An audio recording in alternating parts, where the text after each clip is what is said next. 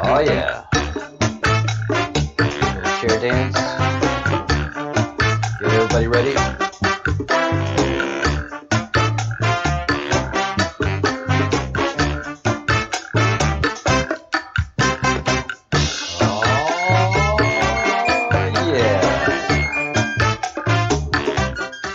Going down the rabbit hole.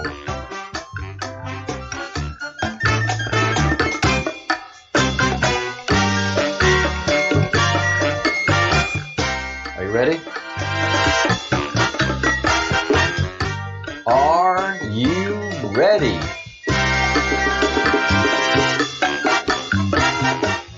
Let's do it.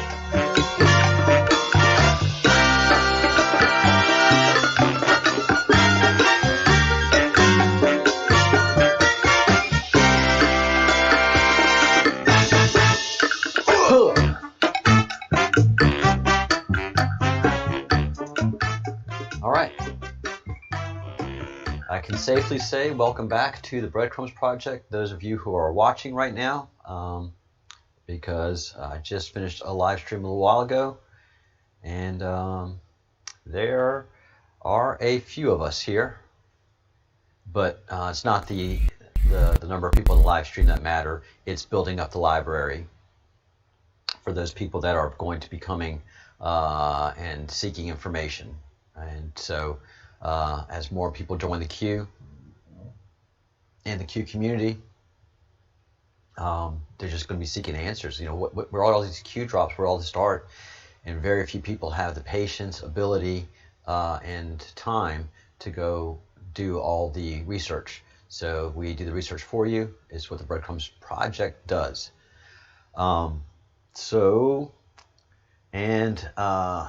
I hate doing pre-recorded stuff. It just, I don't have time for editing and compiling and all that jazz. It's just not me. So for me, I like to go live and talk about this stuff, and then YouTube is kind enough to compile it into a video for me. So this is what we're looking at right now. Let me give you just a quick shot so you can take a look. And we started in this series in the upper left hand corner, right where it says the words start, and we are making our way through, and we are right here where Rome comes into play. All right, Rome comes into play. Rome is the key to all of this. So take a long, hard tug of your coffee, especially those of you who are Christian, and I can count myself amongst the Christian community.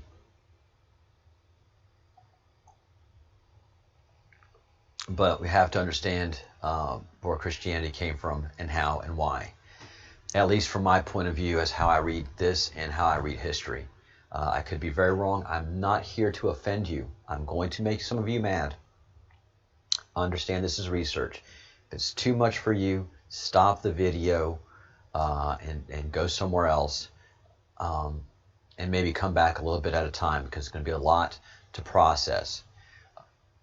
Understand, where badness happens, good happens too. So every sinner has the ability to be a saint, and every saint has the ability to be a sinner. In that, I talked to someone, and I'm still trying to have the format to present these people who've talked about their past and child abuse. But one person had a daughter born of child abuse and would not terminate the pregnancy. It's important for the cult of Baal to have pregnancy terminations. Those are very, very sacred to them. They get to snuff out a soul even before it gets to the planet. They're very evil. They're very, very, very evil people. Hey, last.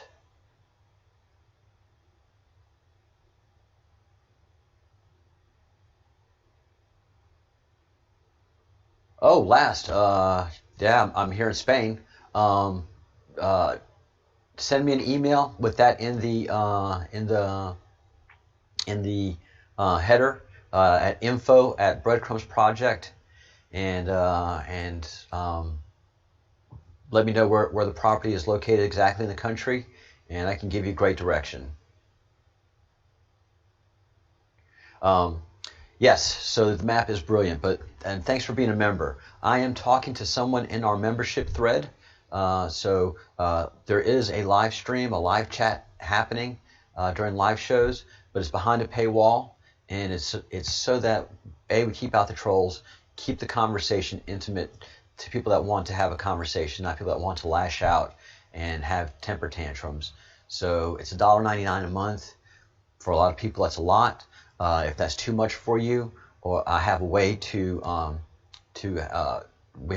we have members who are willing to pay for your membership, and or there's some work you can do for us that can lead you to have access to the chat. You have to put an effort into it. All right, last. Well, I'll make it worth your while. So, in comes Rome. Rome is the key to everything. All of you who are Protestants who hate Rome have very good reasons to hate Rome. All of the Catholics who are going to start hearing about certain truths have every reason to hate Rome as well. But I'll move forward with that and in that slowly and easily, because it's taken a while for me to understand how horrible Rome is. To quickly take you through where we get to Rome, we understand that Baal, Lucifer, Satanism, Marduk, everything that represents evil has been moving through history as an exclusive club. Everything centers around cannibalism. God destroyed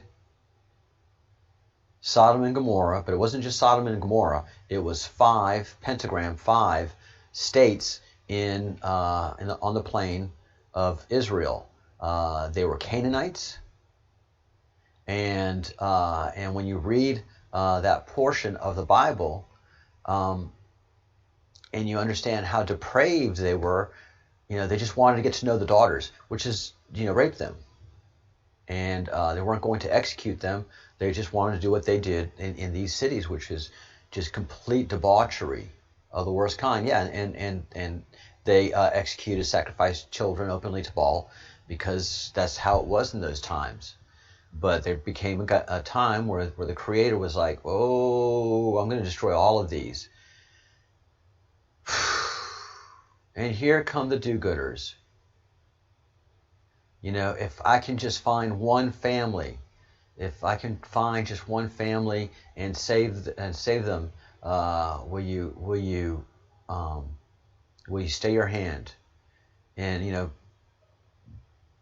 God's like, come on, man. All right, you can find just one, and they found one family that was Jewish family, and observant, and pure, and the angels came to them like, okay, you guys are good.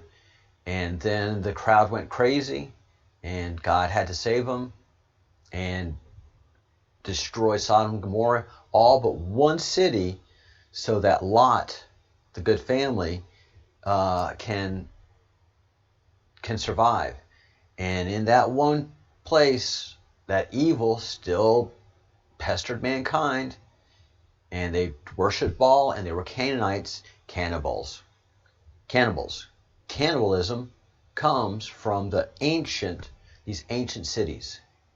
They worshiped Baal, and they stayed true to their worship and moved through history. They tracked Judaism. There's always been a duality in the Semitic culture. Because all of, up until Egypt, everything north of Egypt came from the Sumerians, the Sumerian culture. Western culture, you would say, is derived from Sumerian culture. 60 seconds in a minute, 60 minutes in a day, 60 minutes in an hour, 24 hours in a day, but 12 and 12 separation. So there's that magical number 3, and everything that represents the good Sumerians. But then you had this temple in the plain, 5 cities, the pentamil. Anyways, it's a Greek word indicating 5 cities, and then pentagram is a Greek word integrating a star, but it's a very special star. It's the Star of Baal, which has certain unique measurements, which is found in the Democratic Convention moniker and logo. So that's how far all of this goes. Satanism is a representation of Set, and Set was not one of the good ones. And Enoch, which Enoch and Enlil are very much a part of our history. So the relationship of Enoch to Set to Baal is closer than anybody would like to admit.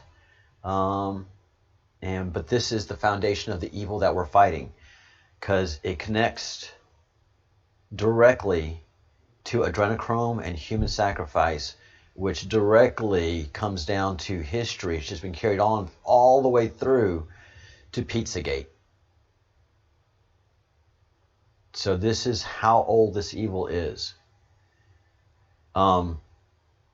In Solomon's temple, they have the columns of Boaz and Yakin. And these two columns establish duality throughout human history. That means that there's a public control, but there's a hidden control. There's just a duality to everything in humanity. We have good and evil built into us. Those two columns represent the duality of humanity, and that duality is established in Solomon's temple. Before that establishment, before that set of civilization standards that came through Judaism, you had multiple gods. You had people weren't inherently good or evil, although they just functioned in a way that if you were good, you were inherently good. There was just no evil to be had. And that is represented in Islam. Pretty much, you're very safe in a Muslim community in the Middle East, because they just do not tolerate theft. You will lose a hand. And back before the duality was introduced into civilization, where you tolerate a little bit of crime because you're a good person, in Muslim communities that still retain the old way, the Sumerian way, the way that it was back in pre-medieval times, there was just no duality to humanity. And if you started doing evil in humanity back then, in old Jewish norms and in societal norms, if you had a child that was disobedient, you were forced to take that child out and kill it. In other words, you were not allowed, as a member of a community inside a city, to allow any kind of evil to infiltrate those walls. So it was very strict back then. But when duality was allowed in Solomon's temple, wisdom wisdom of weighing right and wrong, whether it is just right and wrong, no duality allowed. You just had right or wrong. But the wisdom of Solomon's temple said, let me weigh. Let me see if I allow this evil into our society. And so that's where the dualistic nature is established in Solomon's temple. This is hard to hear, but this is how our history really is.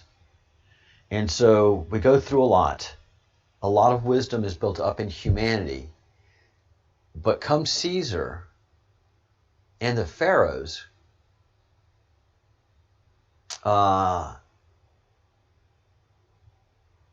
and Carthage. Carthage is very important in all this as well. Yeah, it's all about bloodlines. Just acknowledging some stuff in the chat.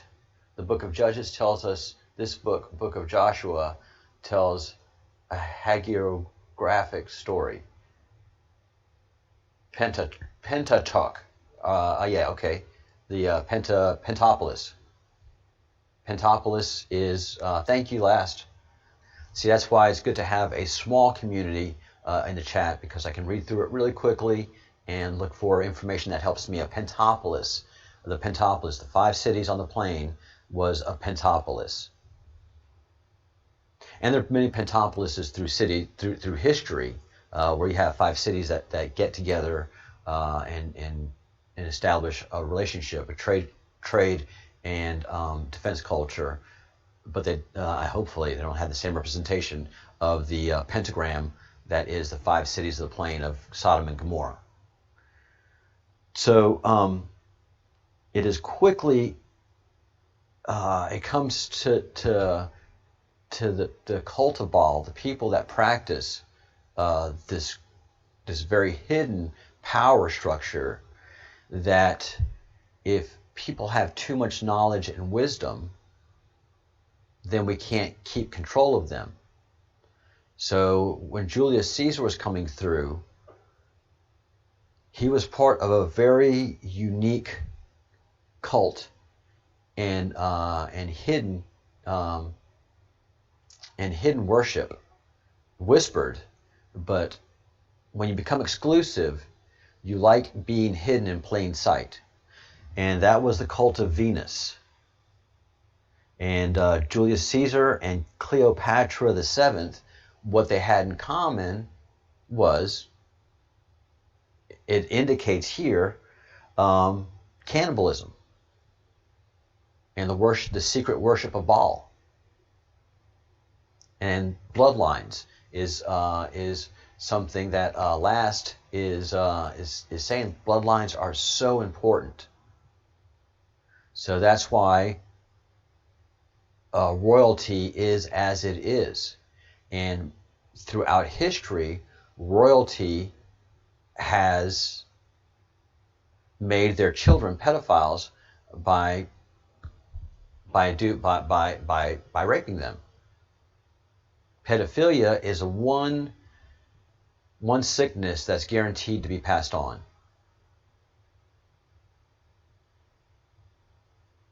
So you make your children pedophiles, and it is understood that pedophiles throughout history are just big no-nos. But if you're rich and exclusive, you can do that hidden. And then if you're super exclusive and part of that exclusive cult that is Baal, that has kept power and money hidden throughout history, and that's why Carthage is so important. It is thought that Carthage is where the Canaanites ended up being expelled to, and that Carthage was a city that worshipped Baal. There were Canaanites that worshipped Baal. There were cannibals. And it is thought that the 13 families of the Illuminati, the 13 powerful families of the Illuminati, come from Carthage. They are Carthaginians.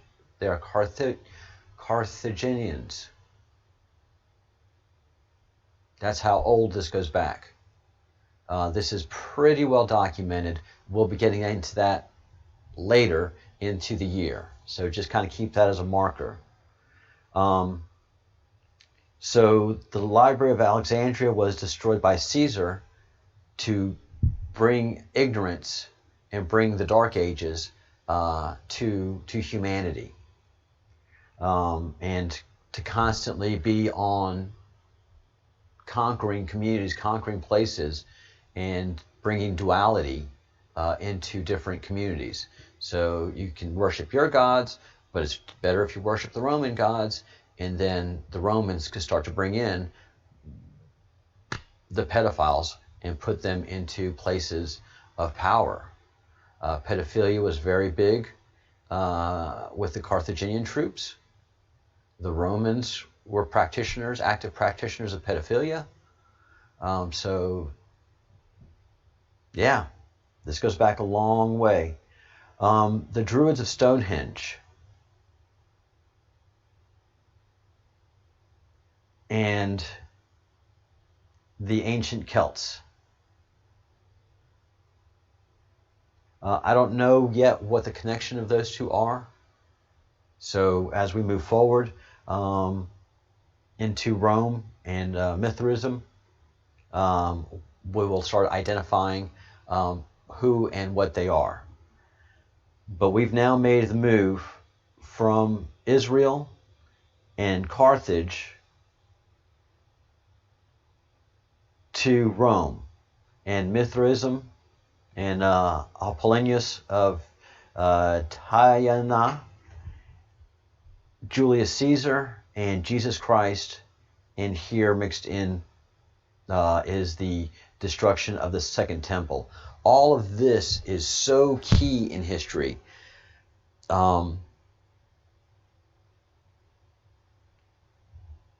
What happens in this timeline that we are moving through here is the Council of Nicaea. Ultimately, is where we're going to end up. And Jesus Christ,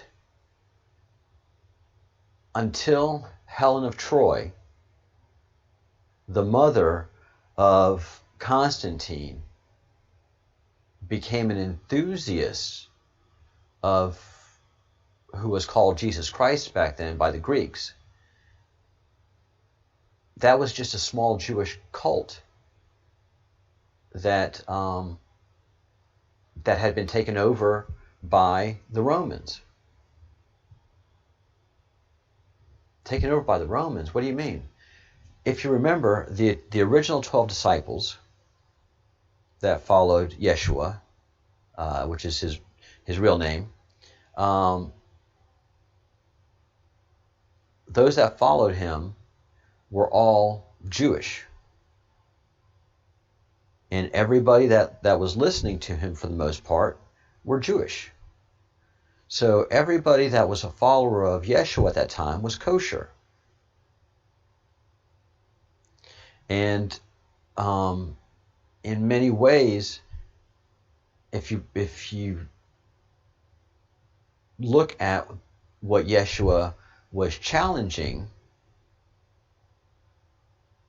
it was the bankers, it was the moneylenders, it was the Canaanites and the corrupt. And, fornicators. It wasn't that you were fornicating, just having sex generally. It was that you were doing it to children. And a strong sense of me says that Yeshua was challenging the Carthaginian cult that was controlling Jerusalem and had infiltrated into the Jewish practices and Jewish control structure. And the cannibals had to take him out. And they did. But his true words spoke so strongly that they were causing a real problem to the Baal cult, the Baal worshippers that were running the Jewish community now, because it was very lucrative to be Jewish. And so the one thing that the cannibals do, the Canaanite Baal worshippers, the cannibals, is they identify rich and powerful places and people. They corrupt them by one means or another, either by blackmail or by bringing them into the cult of Baal. And then you have duality being practiced there. And pedophiles and cannibals in a Jewish society are not welcome. They can't exist. So if they're going to exist, they have to be hidden. And if they're powerful, then the cannibals have a way to satiate their needs of money, power, and children, and human flesh. And all they have to do is just let the cannibals control them. And this has just happened throughout that point in history when Carthage was ultimately destroyed. The Carthaginians, the rich Carthaginians, had to hide somewhere and practice their rituals because they had to. They were pedophiles. And the only way to ensure that their wealth and power continued was to create more pedophiles. So,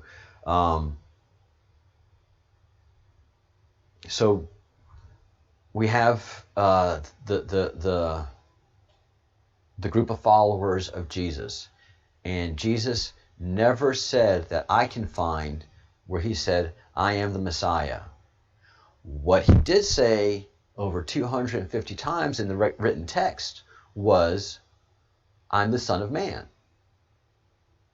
And so people that were hearing his message understood that there was a new age upon humanity, that that no longer was violence and destruction and the allowing of the evils that have entered Judaism to be allowed to exist.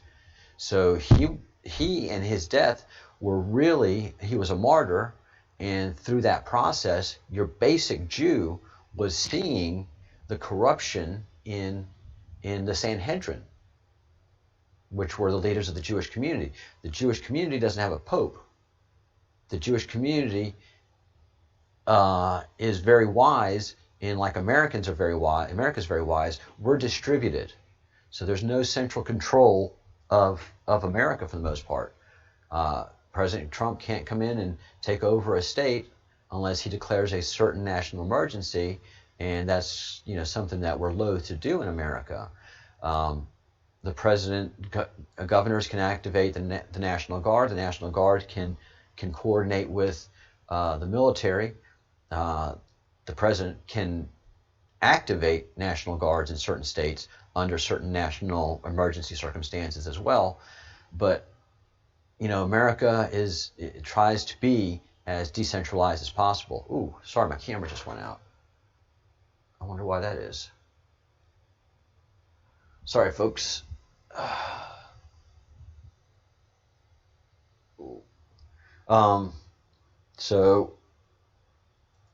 Judaism in its structure doesn't have a pope, but Catholicism has a pope.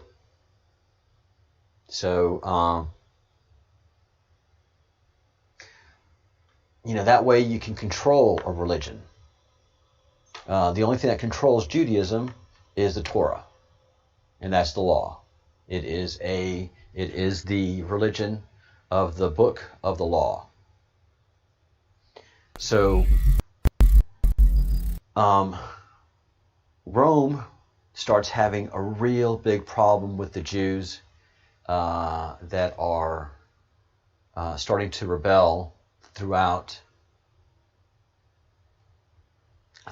Roman ruled areas.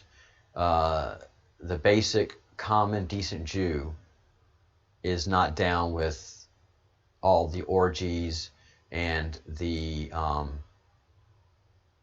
pedophilia and all of it. That was the problem with Christianity. That was the problem with Christians. That was the big problem with the Christians, is that they were starting to clean up society. So your run-of-the-mill Roman that wasn't rich and elite and didn't participate in orgies and all that stuff. They worked 9 to 5. They had a wife. They had kids. They had problems. They had divorces. They weren't down with all that stuff anymore. The new age, the age of Pisces, the age of man, said that people were going to individually take back power, and the rule of law was going to be applied, that the elites were no longer allowed to do the things that they did. And this is why so many quote-unquote Christians were thrown to the lions, because the party Romans and the party people of Rome and those people that wanted to continue on with the orgies, their pedophilia, and all the depravities and their degenerate activities, they just wanted it to continue. Get me some Christians. And the Christians were becoming a real big problem, not only in Rome, but throughout all of Roman ruled areas. This one man who was willing to stand up to the Romans and saying that you don't have to worship the God, you don't have to worship the emperor of Rome or the Roman gods. There's just only one God. You have a soul and is connected to one true God. And so, that was really creating a big problem in Roman temples, in Roman rule, and in Roman ways of life. So it was becoming a problem, and we know this happened in the archaeological record, because you can see the path of Christianity and all the markings in the rock of pilgrims to the important places of the disciples of Yeshua, and all the markings and carvings that they did. And they had boats, so they were fishermen, honest, living, hardworking people that were tired of the depravities of Rome. And then you had signs of fish. Many people would say, fishers of men. A lot of us believe, no, it's the new age of Pisces that was upon us, as we go into the age of Aquarius now. And it makes sense with the calendar that the age of Pisces, so it could go both ways. Yeshua and 12 apostles, there is a New Testament, and this New Testament is written and rewritten and edited by the Apostle Paul. Who's Paul? He's a Roman. He's a Roman tax collector. He's part of the cult of Mithra. He's directly connected with Julius Caesar and his cult. And that's what happens through this line right here. And so, as it is written, there comes a big debate with those apostles that remain, that are still practicing what Jesus was saying, which is, love thy neighbor as thyself. We are all equal in the sense that we're all human. Jesus wasn't practicing Marxism by a long shot, but what he was practicing was basic, generous love. Stop pedophilia, love the children, don't rape them, heal the sick, tend to society, don't create the divisionism, don't allow the plurality to enter the Jewish home, exorcise your demons, and this was becoming a real problem. So Paul comes in, and they have a big meeting supposedly in Jerusalem. Jesus' brother James is like, no.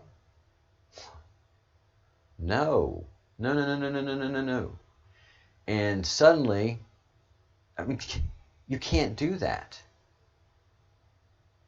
You can't do that in Jewish culture. You can't start breaking the 613 commandments at your will. Jesus didn't do it. He was a rabbi. And the disciples certainly weren't down for that. But suddenly Paul comes in, this Roman guy, and things start changing with this Jesus movement. And suddenly Rome takes over this Jewish movement and lets everybody in that wants to come in. And, you know, they preach goodwill, they preach happiness, they preach love and tolerance and so many things. And they become a Marxist movement, in a sense. Or they're the first Marxist movement, but they're not a Jewish movement. They've kidnapped, which is a great way of saying it, they've taken over this Jewish movement and defiled it and made it their own, and then suddenly make it a way to control. If they have one religion, then they don't have to mess with all of the gods. And if they have all the people believing this one religion and create that division, they can still do their thing. They're getting income, revenue, and control with the other thing, and it's how it starts. And that's why we are in Rome. And so they take over the Jesus movement, and there are writings that are shared throughout the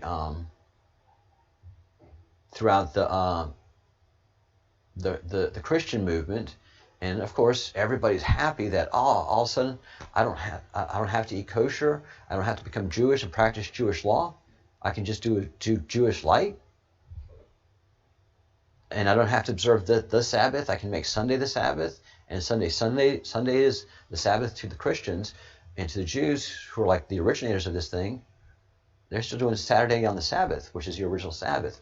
So the takeover of Christianity, this movement, was key to stopping the cannibals from being exorcised from society.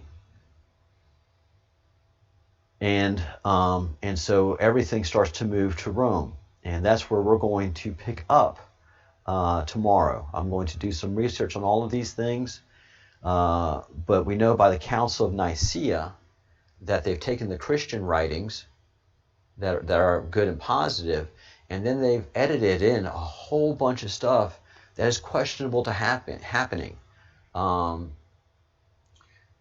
The Last Dinner, I'm having big problems with. The Last Dinner I'm having big problems with, because again, understand, this is pre-Paul. These are all kosher Jews. And kosher means that, you know, you don't want to be around anything dead. Dead is put away from the city.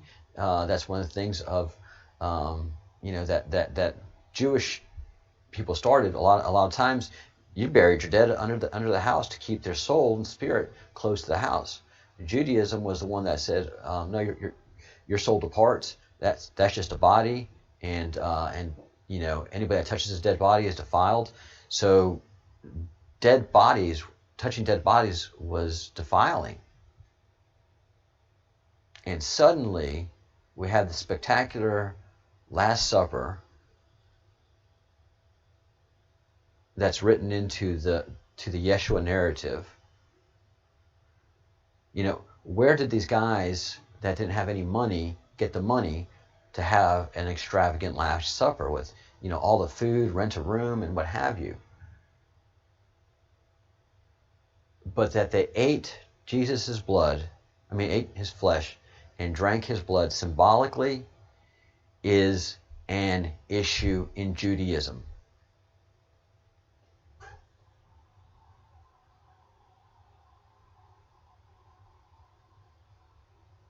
It cannot happen.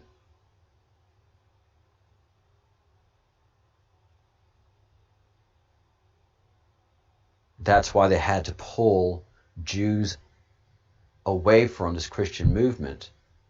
And then by 325 AD, when the Council of Nicaea comes, and it's like, listen, we've got to execute full control. We have to create a canon law so that there's one narrative that goes throughout, and we can exercise full control. Well, then that defilement, I think, of the actual Christian movement is written in there by the cannibals. And there's written proof of this. So in early Christianity, and this is Christianity.com, that has something that is historical and can be looked up, but has it very well written, is document written in the 2nd century AD. All right. Disabled my ad blocker. I was supposed to do this before. Sorry, guys. I understand you guys got to make good money. And all right. So come on.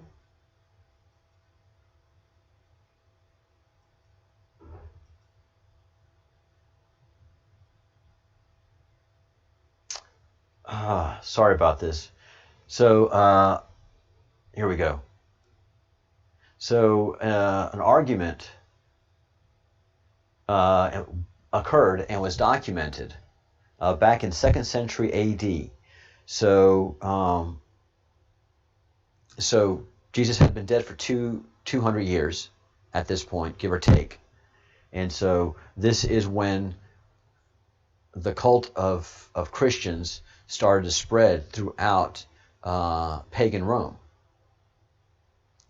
And the Octavius of Meniscus Felix describes the debate between a Christian and a pagan. Caecilius, the pagan, charged cannibalism right off the bat. How? Why? Did that come in? And, coming from a pagan. So this lets you know that even in pagan times, the act of worshiping Baal and consuming flesh was not allowed. It was a bad thing in pagan Rome.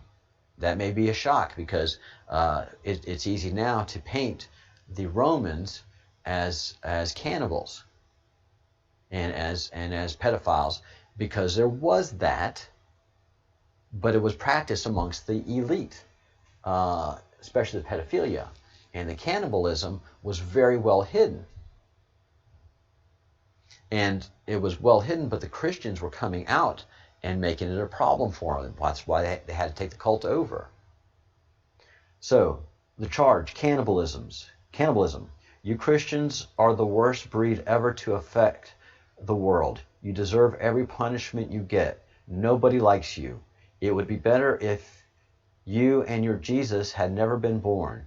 We hear that you are all cannibals. You eat flesh of your children in your sacred meetings. Octavius, the Christian. The story is probably based on the reports that we shared together a meal of the body and blood of Christ. So here, they're able to deflect. That we do. But it is not human flesh we eat. It is bread and wine we consecrate to commemorate our Lord's death. Why? It's not a Jewish thing. It's not okay in Judaism. So why do it? It amazes me you give credibility to these rumors of cannibalism. You know what we're like. Keep in mind that if you have a child and it's a girl, but you wanted a boy, or if it's child deformed, or if you simply don't want it, what is done? You leave the child outside, exposed to die. The pagan. You know that is far more merciful to let the baby die than to bring it up in a home where it's not wanted. Octavius. We do not expose our children, and you are well aware of how so many little ones that have been left out to die are rescued by Christians and given a home. So it's just opposite of what you accuse us of. We don't consume human life. We rather protect and defend it. So, early on, they're able to mount themselves in with good people. So right off the bat, the biggest accusation is cannibalism, and right off the bat, they're able to dispel it. So this is a very interesting time that this cult begins a process of normalizing their activity in secret and pushing out this new religion that allows control, central control of people's religious ideas, and then hide themselves more in that seat of power, the 13 Carthaginic families. And this is what they do. This is what they've always done. Whatever becomes powerful and good, they take it over secretly through corruption, blackmail, putting pedophiles in places of power, putting their own satanic, pedophilic, cannibalistic leaders in positions of hidden power on boards, but they're never attracting that public attention, being the CEOs of companies. They're CEOs of banks, and they know how to put pressure and put the right people on boards. But they've learned early, thousands and thousands of years ago, to remain in the shadows, because they know what they yearn for, what they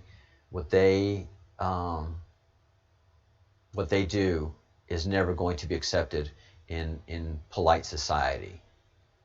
But they've learned how to control polite society. I know this is going to be very difficult for Christians to hear and understand. But Protestants and the Reformation and all that happened was for a reason. So we will go into the history of the Vatican and Catholicism and how it's always been controlled, I think, and by what this chart says, and it's hard to debunk it, because all of the pedophilia and accusations over the centuries of the Catholic Church just says one thing, and one thing only. So the duality is what I wanted to really bring out and make sure that we keep in front of our heads the whole time, that there is a duality. Good society is being controlled and has been controlled by evil society. We have been in the age of Pisces, the age of the Son of Man. And so this has been a time that we've been able to embrace that evil of Baal, if we so choose. Or we can fight it and take the slings and arrows. And we do. So we will continue with Mithraism tomorrow and do a deep dive on that. But that just gives you the framework of what we're going to be studying.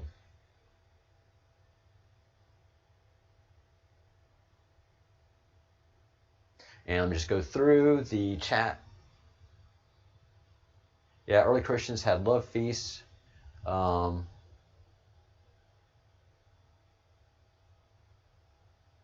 Yeah, love feasts are not a Jewish thing.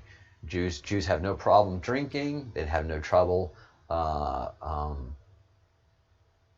partying, having a good time, dancing and laughing. But there are 613 laws that they have to obey.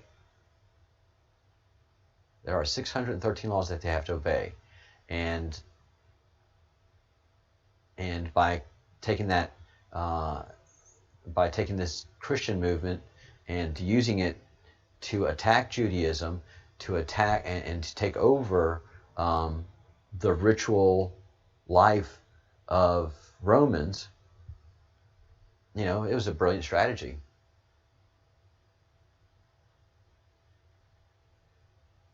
Oh, the nuns have been through a lot. Nuns have been through a history. All right, last. Yeah, this is going to be challenging for a lot of folks. Take it for what it is. It's research. Think about it. Pray about it. Understand that that there's been a big fight against the Catholic Church, and now I'm starting to see why. So this is kind of where I have to leave it now, and we will pick back up with Rome, Mithraism, Julius Caesar, Flavianus, Titus, and the Judean Wars, and bread and circuses.